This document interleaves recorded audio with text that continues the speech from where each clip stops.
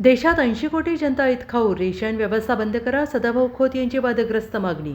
देशातील 80 कोटी जनता ही खाऊ आहे, त्यामुळे आता देशातील रेशन व्यवस्था कायमची बंद करून देशाला बलशाली करा, अशी मागणी रयत क्रांती संघटनेचे नेते सदाभाऊ खोत यांनी केली आहे. बुलढाणामध्ये रविकांत तुपकर यांच्या आंदोलनाला पाठिंबा देण्यासाठी सदाभाऊ खोत आले होते. त्यावेळी त्यांनी हे वादग्रस्त वक्तव्य केलं आहे. राज्यासह देशातील कोट्यावधी कुटुंबांना रेशनिंग व्यवस्थेचा मोठा आधार आहे.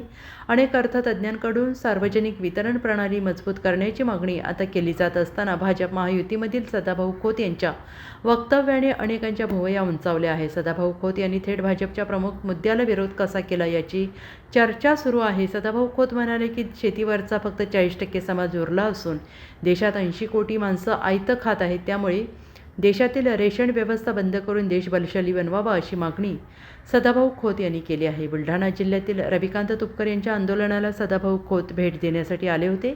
आपल्या देशातील ऐतखाऊ लोकांची संख्या वाढली असून देशातील 80 कोटी माणसं ऐतं खात आहेत. जर इतकी माणसं ऐतं खात असतील तर हा देश भिकाऱ्यांचा आहे. माणसं भिकारी बनवण्याचं काम सुरू आहे, अशी ही टीका सदाभाऊ खोत यांनी केलेली आहे. एक तुमच्या लक्षात येईल की शेतीवरचा समाज हा आता अवलंबन तत्व हे 40% आलेले आहे. 60% आता शहरीकरण झालेलं आहे आणि सगळ्यांना वाटतं गहू तांदूळ फुकट मिळाला पाहिजे, तेल स्वस्त मिळालं पाहिजे, कांदा बटाटा टमाटा स्वस्त मिळाला पाहिजे. आणि या देशामध्ये मी जबाबदारीने बोलतोय की खाऊंची संख्या वाढायला लागली आणि ते पोचण्याचं काम गावगाड्यातला शेतकरी शेतमजूर करायला लागलेला आहे.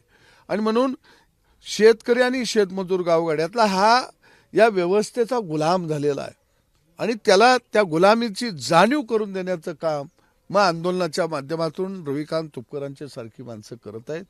मला एक आपल्याला हा मुद्दा वादाचा होईल, पण या देशातली रेशन व्यवस्था पहिल्यांदा बंद केली गेली पाहिजे.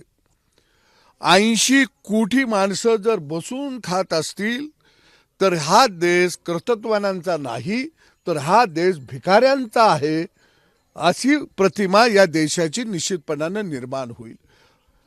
अरे मग 80 कोटी माणसं जर 2 वेळचं अन्न खाण्याएवढं जर कमवत नसतील, 2 वेळचं खाण्याएवढं जर त्यांना कमवता येत नसेल, तर मग आमच्या देशामध्ये किती मोठं दारिद्र्य वाढलेलं आहे हे त्याचं स्पष्ट चित्र आपल्या डोळ्यासमोर येत आहे.